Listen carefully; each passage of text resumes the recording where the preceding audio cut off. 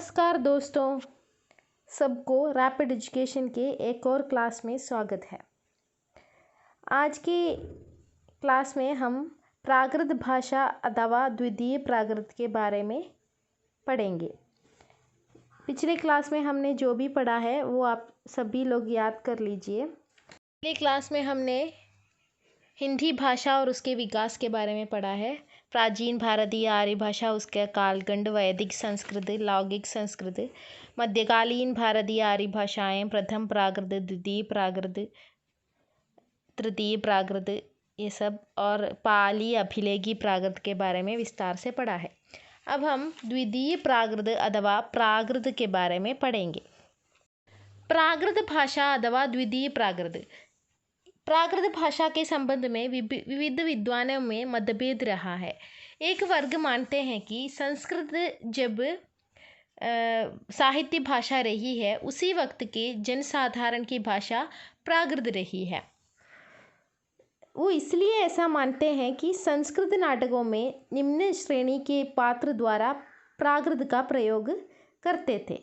वो उनका मानना है कि उस वक्त की जनभाषा वही रही होगी, तत्कालीन जनभाषा वो रही होगी। मगर डॉक्टर भोलानाथ तिवारी इसे संस्कृत, पाली, प्राकृत, अपभ्रंश की परंपरा की भाषा मानते हुए पाली और अपभ्रंश की बीच की कड़ी मानते हैं। किसे? प्राकृत को। मतलब ये है कि संस्कृत जब भाषा रही है, संस्कार की गई भाषा रही है, उस वक्त की जनभाषा ना होकर यह एक अलग भाषा है। ऐसे जैसे संस्कृत, पाली, प्राकृत, अपभ्रंश जैसे परंपरा में आते हैं, वो विकसित होकर बाद में परिवर्तित होकर जो भाषा सामने आते हैं, उसी परंपरा की भाषा है प्राकृत। इस अर्थ में यह संस्कृत के पहले की जनभाषा न होकर उसके बाद विकसित होने वाली भाषा थी। मूल भाषा संस्कृत है, उससे उत्पन्न प्राकृत है। ये कुछ विद्वान इसे ऐसे मानते हैं। हेमचंद्र, मार्कंडेय, सिंहदेव जैसे विद्वान इसे ऐसे मानते हैं कि मूल भाषा संस्कृत है और उससे उत्पन्न प्राकृत है। क्षेत्रीय आधार पर प्राकृत के भेद। शौरसेनी प्राकृत। शौरसेनी प्राकृत का क्षेत्र जो है वो मथुरा यानी शूरसेन के आसपास रही है। इसके ग्रंथ है कर्पूर मंजरी का गद्य और संस्कृत नाटकों में निम्न पात्र इस भाषा का प्रयोग करते, शौरसेनी प्राकृत का प्रयोग करते थे। इसकी विशेषता है इसमें तत्सम शब्दों की बहुलता है। संस्कृत का जो शब्द जैसे हैं वैसे ही आए हैं उसे तत्सम शब्द कहते हैं। अगला है पैशाची प्राकृत। इसका क्षेत्र है उत्तर पश्चिम कश्मीर के पिशाच जाति। मतलब उत्तर पश्चिम कश्मीर के जो पिशाची जाति के लोग हैं वही पैशाची प्राकृत का उपयोग करते थे।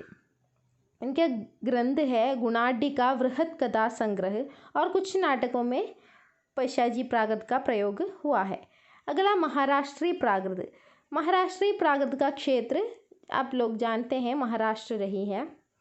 प्राकृत की काव्य ग्रंथों में इसी भाषा का प्रयोग हुआ है। ऐसी नहीं, इसी भाषा का प्रयोग हुआ है। कारण यही है कि वो काव्य ग्रंथों में अधिक प्रयोग हुआ है।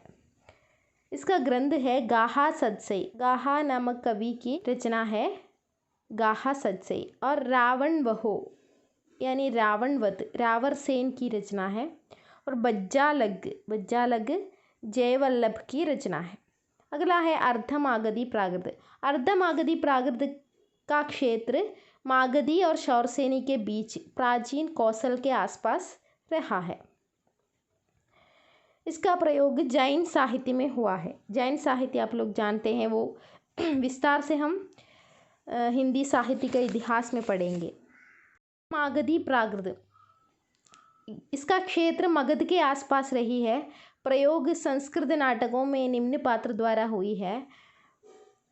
प्राचीनतम प्रयोग अश्वघोष के नाटकों में मिलता है। इसके अलावा भी प्राकृत के नाम है कैगई प्राकृत, टक प्राकृत, खस प्राकृत, ब्राचड प्राकृत जैसे अन्य प्राकृत भी है जिसका विस्तार से पढ़ाई करना ज़रूरी नहीं है। अगले हम अपभ्रंश के तरफ चलते हैं।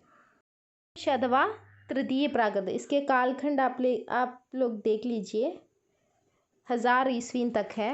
1000 ईस्वी के बाद जो है वो आधुनिक भाषा प्रारंभ होते हैं। अपभ्रंश का शाब्दिक अर्थ है बिगड़ा हुआ।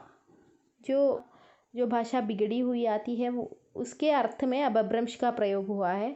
इसका दूसरा नाम भी है अपभ्रष्ट या अवहट।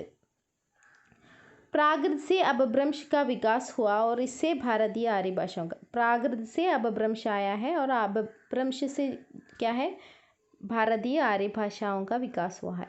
जिन जिन अपभ्रंशों से भारतीय आर्य भाषा का विकास हुआ है वो यही है। शौरसेनी प्राकृत से पश्चिमी हिंदी, राजस्थानी, पहाड़ी, गुजराती। टक्का अपभ्रंश से लहंदा, ब्राह्मण अपभ्रंश से पंजाबी, महाराष्ट्रीय अपभ्रंश से मराठी, मागधी अपभ्रंश से बिहारी, बंगाली, उड़िया, असमिया, अर्धमागधी अपभ्रंश से पूर्वी हिंदी। इनके ग्रंथों के बारे में हिंदी साहित्य के इतिहास में पढ़ेंगे। अगले क्लास में हम ये आधुनिक भारतीय आर्य भाषा के बारे में पढ़ेंगे। इसमें कौन कौन सी भाषाएं हैं, वो किस अपभ्रंश से विकसित हुआ है और उनका क्षेत्र कहाँ है, ये सब हम विस्तार से अगले क्लास में पढ़ेंगे। सवाल जवाब भी करेंगे। आप लोग अच्छे से पढ़ लीजिए, ये बहुत आसानी से पढ़ सकते हैं। अगर आपको ये वीडियो अच्छा लगा हो तो आप ज़रूर लाइक कीजिए, शेयर कीजिए, सब्सक्राइब कीजिए, और अगर कोई कमी हो तो आप ज़रूर कमेंट कीजिए। अच्छा हो तो भी कमेंट कीजिए और मेरे साथ जुड़े रहिए। धन्यवाद।